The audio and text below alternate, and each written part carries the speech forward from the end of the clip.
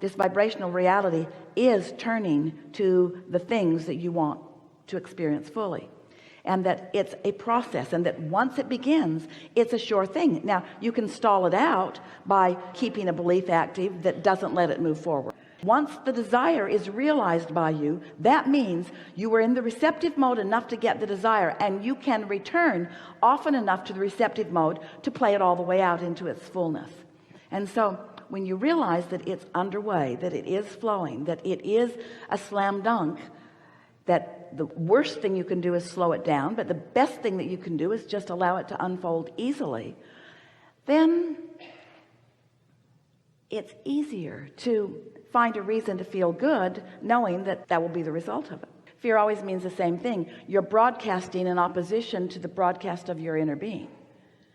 So fear always means that you have a different opinion about it. And so give us an example of a thought you think when that fear hits you. Be as specific and succinct as you can in that. Okay. This is the beginning. I'm going to lose everything. All right, so that's a strong thought. It's a strong thought that is in complete opposition with what you want, and it's in opposition to this desire that is turning to a different thing than that. You've got a desire that's turning to an entirely different thing than that, and when you say that, you really mess up that vibration, and that's what that fear is. That's like that buzzer that says, this thought does not blend with who you are. It doesn't blend with what you want. It doesn't blend with the desire that's unfolding. It doesn't blend with sources knowledge about what's happening with you. And so when you call it an unrealistic thought, we want to call it much more than unrealistic. We want to call it out of alignment. We want to call it not in keeping with who you really are. It's a much bigger out of alignment thought than we can even put words to. And so let's not put words to it. Let's put emotion to it. That's what that fear is that you feel. So what do you do when you feel fear?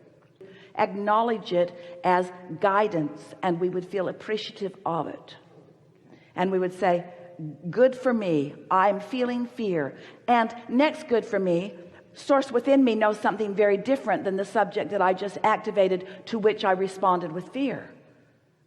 So if this fear means that my thought is not accurate, then what thought must be accurate? Oh, it's going to be all right. Things are working out for me. And we want to suggest to you that you didn't have all of that experience and put all of those ingredients in your vortex, and law of attraction didn't whip them up into a faster moving energy, and you didn't receive it as an idea which you are in the process of translating into the full-blown manifestation. None of that happened so that you could whoosh, get it done. It wasn't about whoosh, getting it done. It was about the joyous experience of watching the cooperative universe respond to the vibrational integrity of your serious, deliberate thought. Don't you like mastering things? Don't you like being good? Don't you like the feeling of clarity? Don't you like knowing that source has your back and that source is flowing with you? So this is really what we want to bluntly say. Why would you ever? It seems ridiculous to us. Why would you ever go to all of that trouble of being born into a contrasting environment, giving birth to all kinds of rockets of desire, putting the ingredients all there, getting into the receptive mode enough that you realized a desire, and then take score right now about what is over there when you're here? Why would you take score when there's so much more delicious evolution to take place in this magnificent creation that you are upon? Why would you do that? Well, we'll tell you why, because you're stuck on manifestations.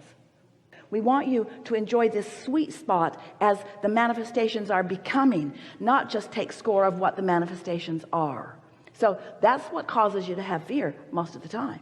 That's the predominant reason that you feel negative emotion, because you got this thing going on and it's alive and well, and source is with it, and your inner being's with it, and everything's unfolding. The entire universe has got your back, and things are lining up, and law of attraction has whipped up all kinds of cooperative components, and you're over there taking score about the manifestation instead of enjoying the journey on the way. You don't do that when you get in your car and go someplace. You expect there to be some life experience between the beginning of your journey and the manifestation, the fruition of it, don't you? So why take score Why not enjoy the emotional, vibrational journey? Because that's what it's all about.